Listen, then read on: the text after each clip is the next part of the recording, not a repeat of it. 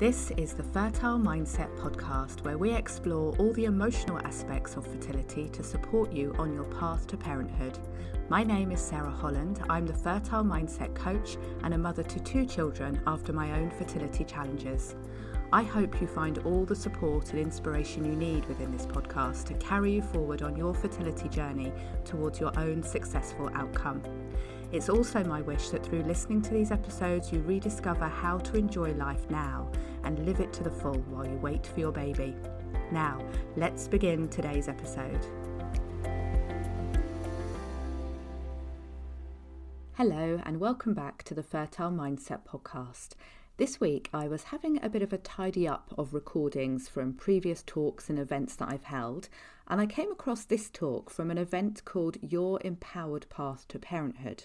In this talk, I shared how it's important to feel empowered on your fertility journey and the 3 steps you can take to go from feeling out of control and disempowered, which is a common place to get to, especially when trying to conceive has been medicalised, and get back to feeling strong and empowered and having ownership of your fertility once more. I hope you enjoy listening to this, and do listen to the end where I'll be back to share how you can be supported in implementing these 3 steps. What I'm going to be sharing with you today is 3 empowering steps to take back ownership of your fertility journey. Now, the reason I chose this topic was because I do see people feeling very disempowered on their fertility journey. Now, of course, they didn't usually start out that way. At the beginning, when they decide to try for a baby, they feel very much in control. They feel in the driver's seat. They've made this decision. They're going to have a baby. But as they realise that it's taking longer than they hoped, and sometimes a great deal longer, and perhaps they don't know why, at least at first, they don't know why it's not happening, they feel confused, they feel at a loss, and any empowered feeling that they had just begins to dissolve away. And then they decide to go to the doctor, and you may remember that time yourself. You decide to go, that first appointment with a doctor.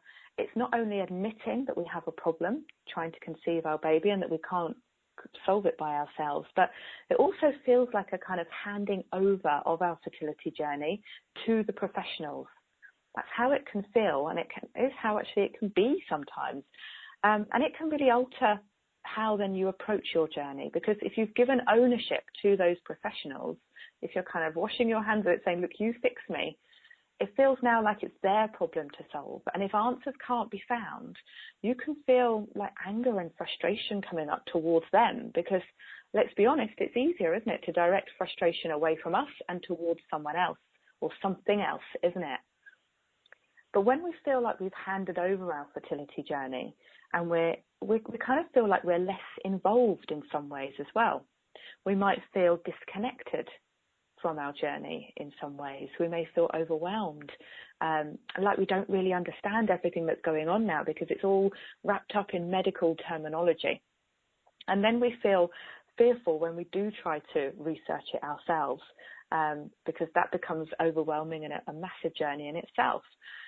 And it's become something else then sometimes, when you're in the middle of that. Some people describe it as being like a monster that they've created, and they don't know how to tame it. They don't know how to get any control back over this. And this is why taking steps to take back ownership of your fertility, I believe, is so important, and why I'm covering that today. Now, when you feel disempowered, you can spend your whole time feeling overwhelmed and fearful. But when you're empowered, you're a part of the journey. In fact, you're at the center of it. You are it, aren't you? And everything and everyone else is there to support you and your purpose. You're working together as a team. You're feeling comfortable engaging that support.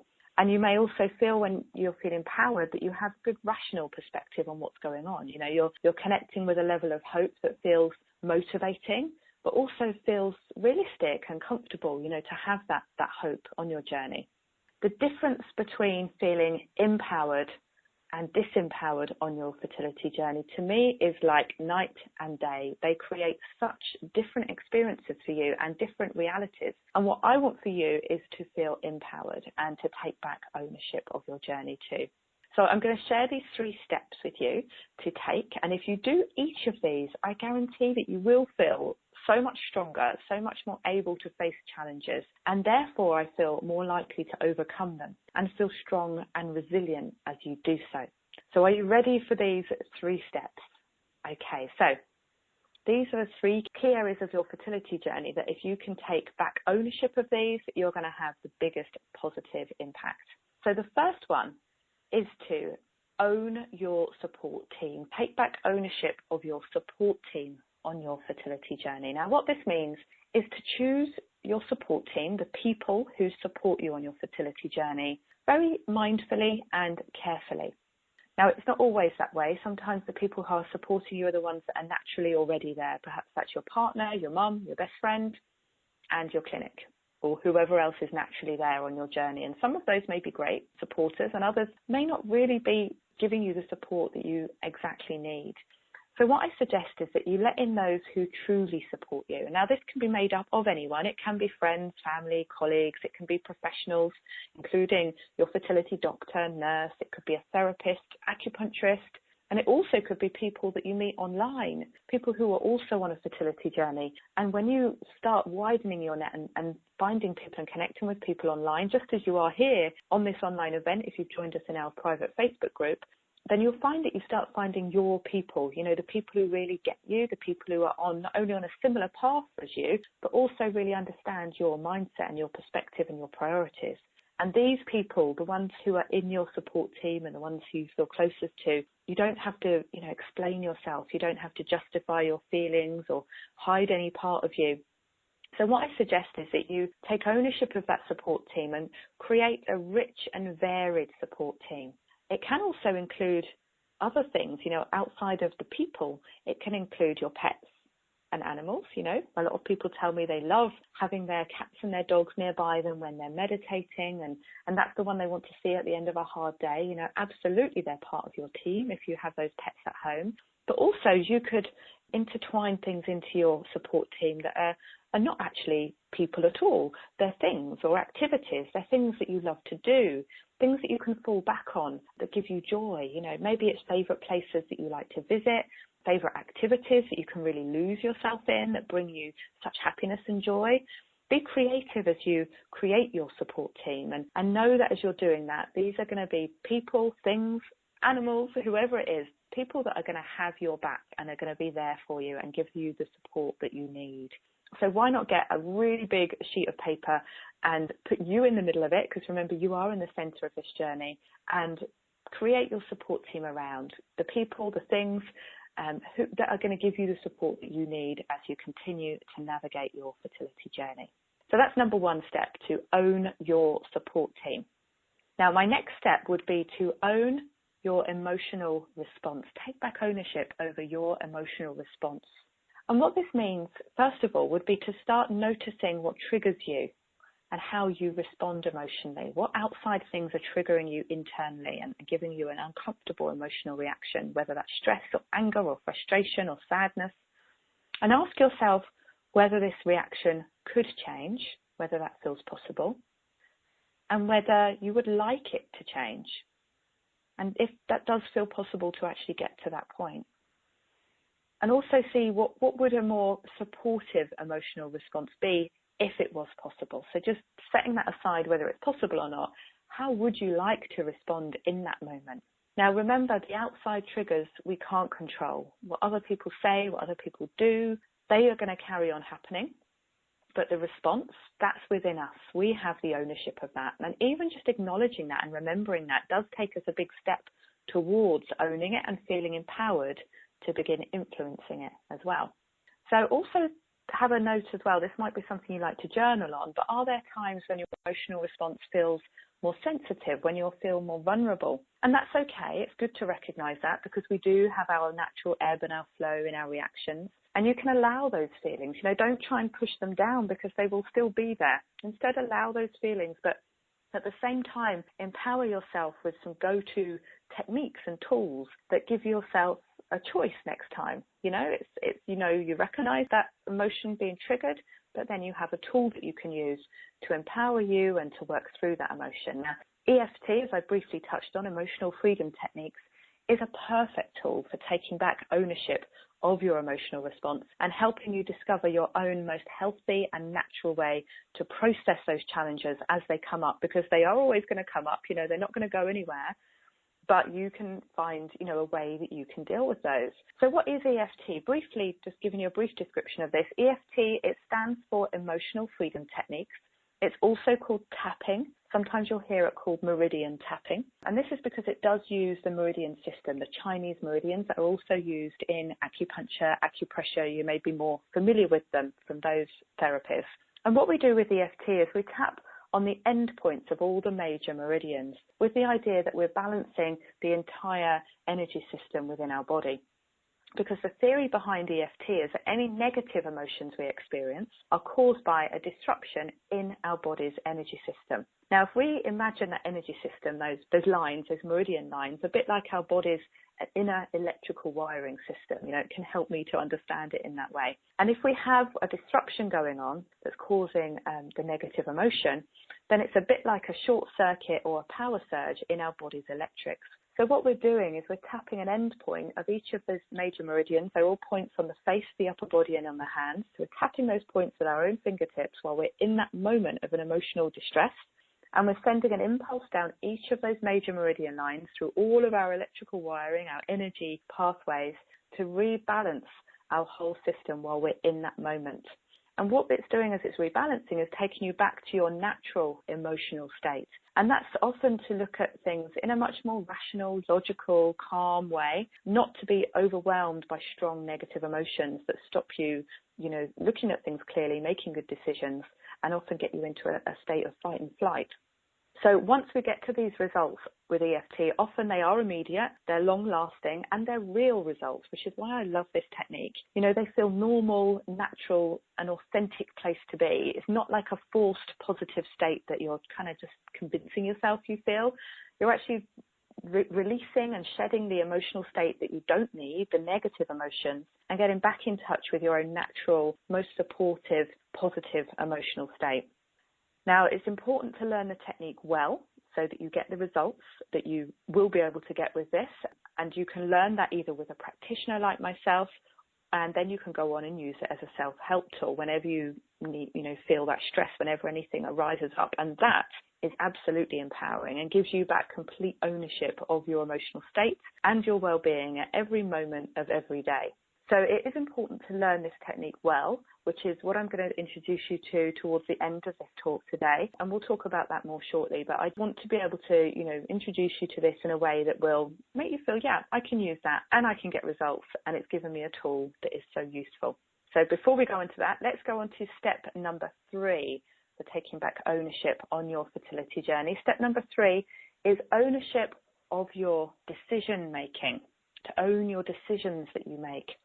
On your fertility journey, there are often lots of decisions to make, aren't there, as you navigate along. It may be initial decisions about tests, about which clinics to consult, about treatment options, about how long you will actually try on each path, how long you will try naturally before you look at fertility treatment, and maybe how long you will try for your baby completely, and maybe switch to donor treatment, adoption. There's so many decisions that come up. And it's worth remembering and reminding yourself that these are your decisions to make, because it doesn't always feel that way, does it? You can feel like you're being pushed and pulled in all directions. You're being given information and opinions by your doctor, by the clinic, by friends, by family, and of course your own inner voice battling it out as well. And the decisions that you need to make aren't then always easy. And of course decisions aren't always easy. It's not always clear cut. There's not always an obvious route as to which is best until you actually try, especially on your fertility journey. But what is the best way to make a decision then? How can you take ownership back? So what I suggest is that you take time to strip back the worries, fears, the anxieties surrounding the decisions, and also that unnecessary self-talk that's going on in your head that's just confusing you. And of course, other people's opinions, especially when they're kind of uneducated, should we say, and uninformed decisions, people who don't actually have any expert knowledge of fertility or don't really understand the path you're on. They'll still give their opinions, and it all kind of clutters up your mind as you're trying to make a decision. And if we strip back all of that, you're going to get back to the bare bones of what you need to make a good decision. And that will be good facts, it will be your instinct, and to connect your heart and your head, to think clearly, but still check in with your inner response when you look at each of the options, so that you can then connect with, well, what am I drawn to most and what feels like the right decision for me, looking at all the facts and the information I have here.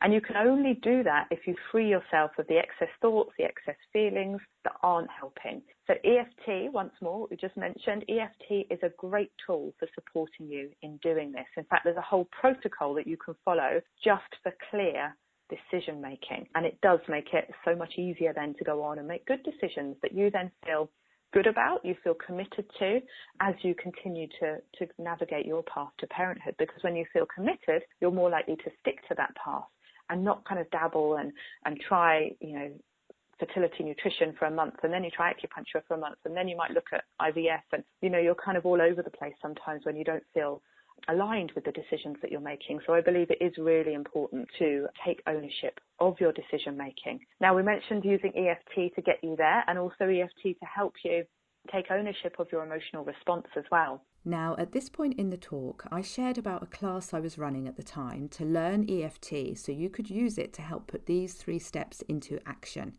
The good news is that I have even better free resources and support now than I did before.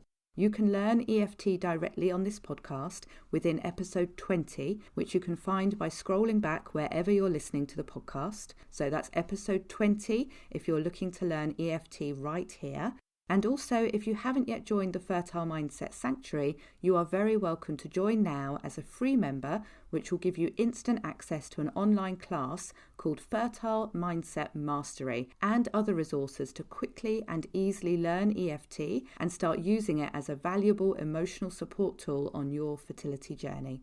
As a free member of the Sanctuary, you'll also receive a weekly Tapping Tuesday email from me on, you've guessed it, Tuesdays, where I share a tip with you to use EFT for positive mindset shifts and emotional support. There is also a paid level of Sanctuary membership. This is currently closed to new members, and the next enrolment is happening in early 2022. So join now as a free member, and if you like what you see, you'll be the first in line when we open to new members on the paid subscription in a couple of months. Go to fertilemindset.com/sanctuary to sign up now and start using EFT with my support. So that's it for this week on the Fertile Mindset podcast. I hope you enjoyed listening to this sharing of my talk and that you enjoy putting those 3 steps into action so you can feel empowered on your fertility journey. Speak to you again next week. I'm so pleased you're listening to the Fertile Mindset podcast, and now I would love to invite you to join us in the Fertile Mindset Sanctuary. The Sanctuary is my fertility support membership, which is focused on taking care of you and helping you enjoy your life while you wait for your baby. In the Sanctuary, I'll guide you through using an amazing technique called EFT or tapping, and you'll soon be feeling less stressed and more joyful. If you're not already in the Sanctuary, do come and join us today, because the best time to start receiving support on your fertility journey is always right now. Honestly, it makes such a difference to have good quality emotional support and techniques that you can pick up and use yourself whenever you need them. Go to fertilemindset.com/sanctuary to join us today. I look forward to hopefully seeing you there and at the next episode of the Fertile Mindset podcast.